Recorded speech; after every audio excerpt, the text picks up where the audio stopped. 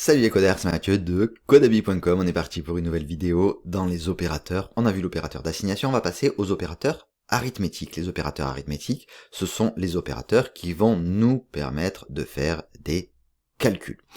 Quand on veut faire des calculs, on a quoi? Donc ici, je vais rajouter un petit peu de documentation. Donc arithmétique, on a l'addition. L'addition, c'est le signe plus. On a la soustraction, moins. On a la multiplication, qui est l'étoile. On a la division, qui est le slash simple. Et on a ce qu'on appelle le modulo, ou le remainder, qui est le signe pourcent. Super. Maintenant qu'on sait ceci, on va voir la syntaxe. Donc on pourrait avoir ici, par exemple, une variable a, qui soit égale à 5, et une variable b, qui soit égale à, disons, 7. Si je veux faire une addition, donc var, on va mettre un let même, allez, une constante, on va pas la bouger celle-là, let addition, sera égale à plus b. Si je fais un print de mon addition, on a bien 12, 5 plus 7 est égal à 12. On peut avoir aussi la soustraction. Let soustraction. Et ensuite, je peux faire un print de ma soustraction. 5 moins 7 nous donne moins 2. On a la let multiplication qui sera égale à A fois B. Si je fais un print de multiplication, ça nous donne 35. 7 fois 5, 35. Si je fais la division, qui sera égale à A divisé par B, on va avoir, attention, là ça va être quelque chose de différent, on va avoir 0.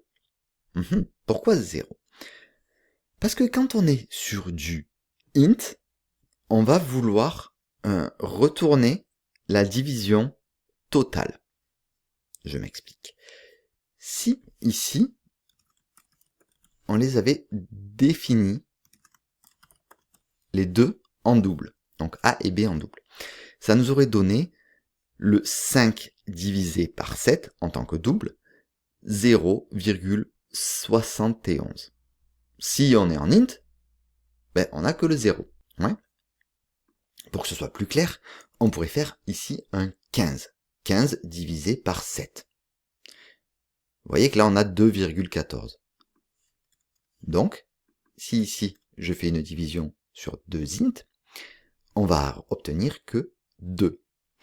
Parce que 15 divisé par 7 ne va nous donner que 2 entiers. C'est comme si j'avais ici 15 moins 7. C'est la première partie. Ce qui va nous donner 8. 8 moins 7, ça nous donne 1. Donc vous voyez qu'on a pu le faire qu'une seule fois. La troisième fois, il nous reste 1. Donc 1 moins 7, c'est impossible. Si on veut faire quelque chose sur un entier. Et ce qui voudrait dire que ce 1, il apparaîtrait où? Il apparaîtrait dans le modulo. Let modulo sera égal à A modulo de B. Si donc je fais un print de mon modulo, je vais obtenir 1. Mettre aussi ici, print modulo, hop, il est bien ici. Et vous voyez que le modulo ici rapporte 1. Il existe depuis Swift 6 une deuxième façon. Donc, let modulo 2, qui est le A.remainder reporting overflow by B. C'est exactement la même chose. Vous allez voir que ici, la partial value sera le 1.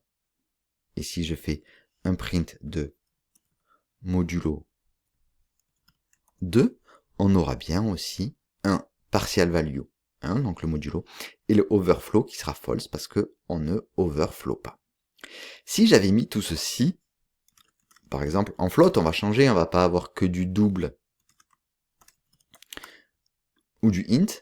Si j'avais mis en float, hop, on va avoir un problème parce que le modulo n'est pas disponible pour les nombres à virgule. Les floating points, que ce soit un double ou un float, n'acceptent pas le modulo parce que c'est un reste d'une division en int. Ouais. Mais Mathieu, est-ce qu'on pourrait avoir comme ce modulo pour un nombre flottant? Oui, il existerait, donc ça je vais le modifier, avoir ici un truncating remainder.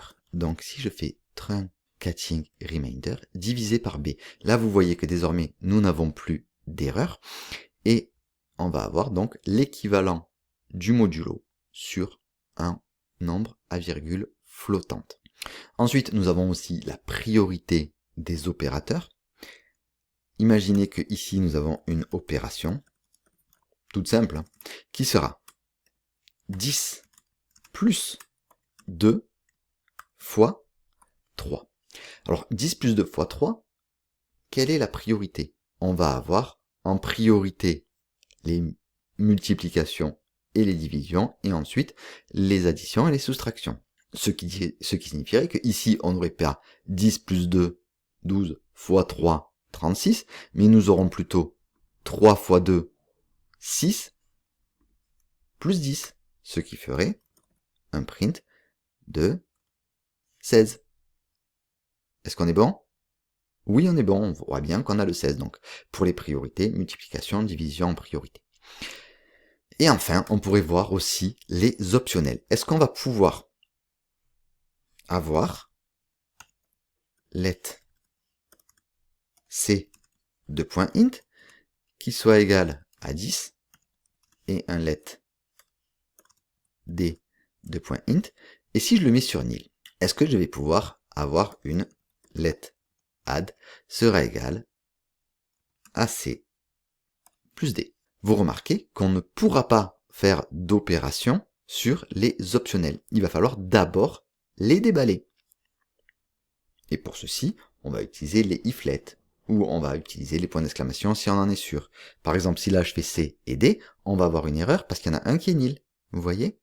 Si j'avais mis par contre 10 plus 5, étant donné que les deux valeurs ont été initialisées, on a bien ici 15. J'aurais pu faire aussi iflet D unwrap est égal à C, C unwrapped est égal à C et virgule let unwrapped est égal à D, alors let addition 2 sera égal à C unwrapped, déballé, plus D unwrapped, déballé, et là on peut faire notre print, et on a bien 10 plus 5, 15. Si j'avais eu ici nil, on n'aurait pas eu notre opération qui aurait été faite, parce que les deux valeurs ne sont pas déballables. J'aurais pu mettre ici, else, print, au moins une des opérations n'est pas possible. Donc, ou sinon, au moins une des valeurs n'est pas déballable, on va dire. Et là, donc, on va avoir notre print, au moins une des valeurs n'est pas déballable. Voilà donc pour les opérateurs arithmétiques, vous connaissez le principe, c'était simple, c'est des maths de base. Voilà, on va s'arrêter là pour cette vidéo. Prochaine vidéo, on va voir les opérateurs de comparaison.